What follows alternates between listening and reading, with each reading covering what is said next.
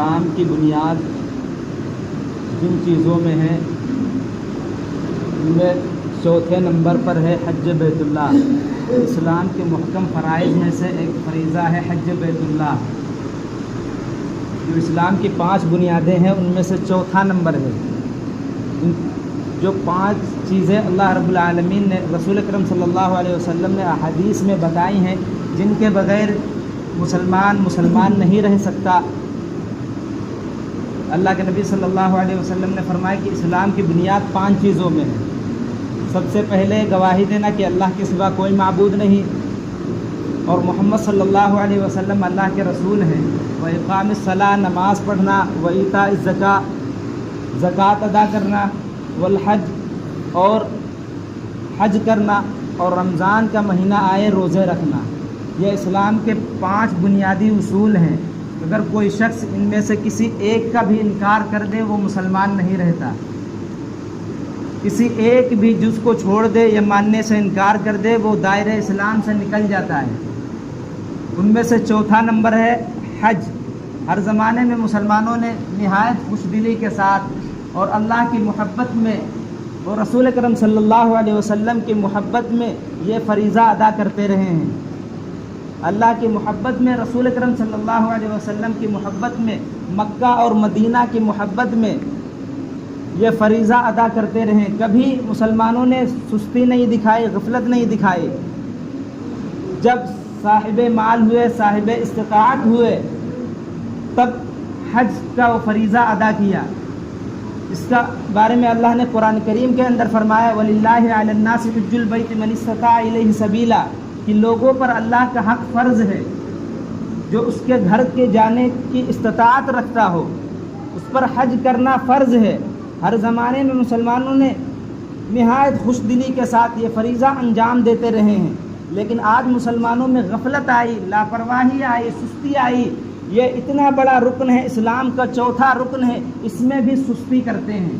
حالانکہ اللہ کے رسول صلی اللہ علیہ وسلم کی حدیث ہے، اللہ کے نبی صلی اللہ علیہ وسلم نے صاف فرمایا ہے کہ جس کے پاس حج کو جانے کی طاقت ہو، صاحب مال ہو، پیسہ ہو، کوئی رکاوٹ نہ ہو، پھر بھی وہ حج کو نہ جائے، وہ حج ادا نہ کرے، فرمایا ہو سکتا ہے وہ یہودی ہو کر مرے یا نصرانی ہو کر مرے۔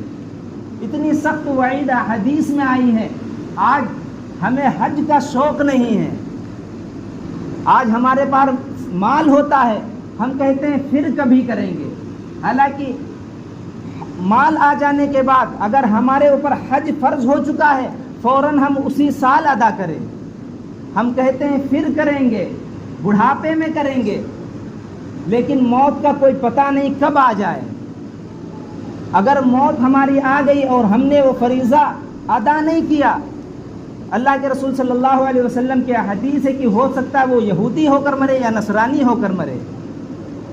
حضرت عمر رضی اللہ عنہ فرماتے ہیں کہ اگر مجھے معلوم ہو جائے کہ یہ شخص صاحب مال تھا، یہ شخص حج کو جا سکتا تھا، حج کا فریضہ ادا کر سکتا تھا، لیکن اس نے غفلت کی، لاپرواہی کی، تو میں اس کی نماز جنازہ بھی ادا نہ کروں۔ حضرت عمر رضی اللہ عنہ فرماتے کہ میں نماز جنازہ بھی اس کی نہ پڑھوں جس کے اوپر جو شخص حج کی جانے کی طاقت رکھتا ہے، قدرت رکھتا ہے، مال ہے، پیسہ ہے۔ آج ہمارے پاس مال بھی ہے، پیسہ بھی ہے، جانے کی طاقت بھی ہے، لیکن بیماری یہ نہیں ہے کہ ہم جاتے نہیں ہیں، بیماری یہ ہے کہ ہمارے دلوں کے اندر اللہ کے گھر کی محبت نہیں ہے۔ سچ بتاؤ وہ آنکھیں کتنی پیاسی رہ جاتی ہیں جو اللہ کے گھر کو نہ دیکھ سکیں۔ اللہ کا کرم ہے کہ اللہ رب العالمین نے اس دھرتی پہ اپنا گھر بنایا ہے۔ کعبۃ اللہ وہ اللہ کا گھر ہے۔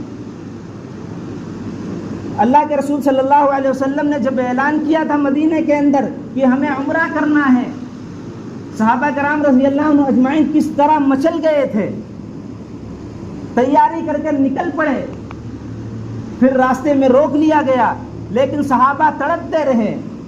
آج ہمارے پاس مال آ جاتا ہے لیکن شادی میں خرچ کر دیتے ہیں لاکھوں۔ آج ہمیں شادی میں خرچ کرنے کا شوق ہے، فضول خرچ کرتے ہیں،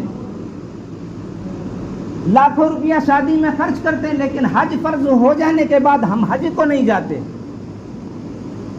ہم گاڑی خریدنے میں شوق ہے، ہمارا شوق ہے، ہم گاڑی خریدتے ہیں، ہم موبائل ہر سال بدلتے ہیں. کیا یہ چیزیں ضروری ہیں؟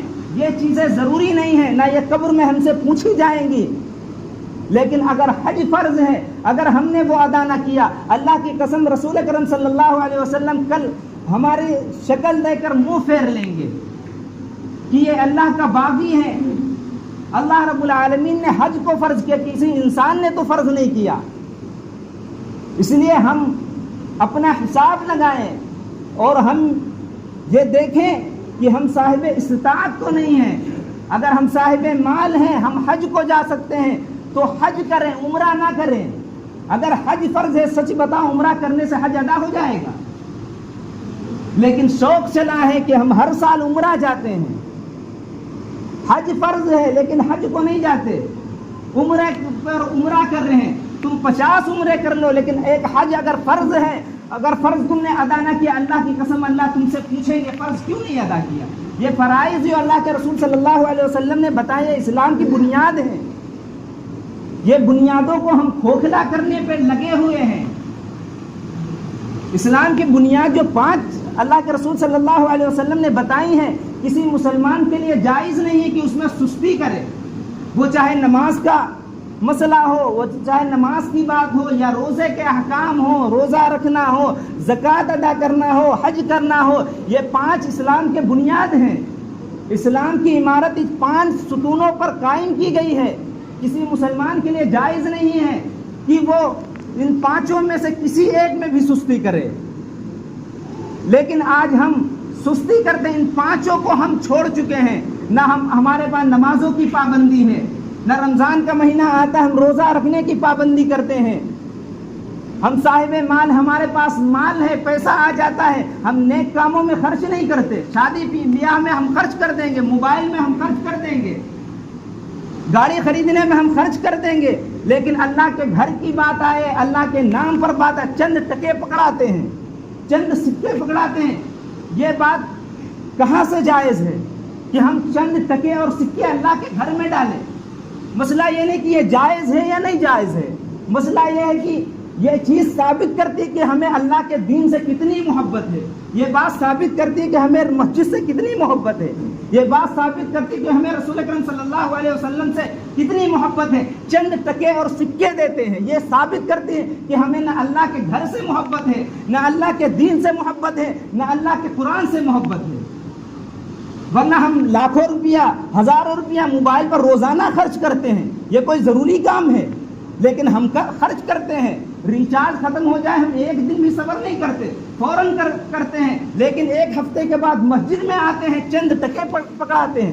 سوچنے کی بات ہے، جس کے پاس مال آ جاتا ہے وہ عمرہ پہ عمرہ کرتا ہے، لیکن حج فرض ہو جانے کے بعد حج نہیں جاتا. یہ اللہ کے فرائض میں ہم کیوں سستی کرتے ہیں، کیوں غفلت کرتے ہیں؟ اگر اللہ کی قسم ہم ان فرائض میں سستی کریں گے، اللہ کے رسول صلی اللہ علیہ وسلم کی سخت وعیدیں آئی ہیں، احادیث میں آئی. ہم کبھی احادیث پڑھ کے دیکھیں، رسول کریم صلی اللہ علیہ وسلم کی سیرت پڑھ کر دیکھیں، قرآن پڑھ کر دیکھیں. لیکن ان چیزوں کو پڑھنے کے ہمارے پاس فرصت کہاں ہے، مہلت کہاں ہے، وقت کہاں ہے؟ ہمیں سوچنا چاہیے، ہمیں غور کرنا چاہیے کہ ہم زندگی کہاں گزار رہے ہیں، ہم کب اپنی زندگی کا رخ بدلیں گے. ہم سوچتے ہیں آج سے نہیں کل سے ہم بدلیں گے، ہم سوچتے ہیں ہم اب نمازوں کی پابندی کریں گے، لیکن سوچتے سوچتے آدمی چلا جا رہا، قبروں کے اندر قبرستان آباد کر رہا ہے. اس لیے کوئی پتہ نہیں کب موت آ جائے. اس لیے عقل مند اور ہوشیار وہی ہے جو آج ہی سے نیت کر لے کہ ابھی سے ہم اپنے آپ کو بدلیں گے اور فرائض کو ادا کرنے میں کبھی سستی نہیں کریں گے، کبھی لاپرواہی نہیں کریں گے. اللہ رب العالمین ہمیں کہنے سن رہا ہے.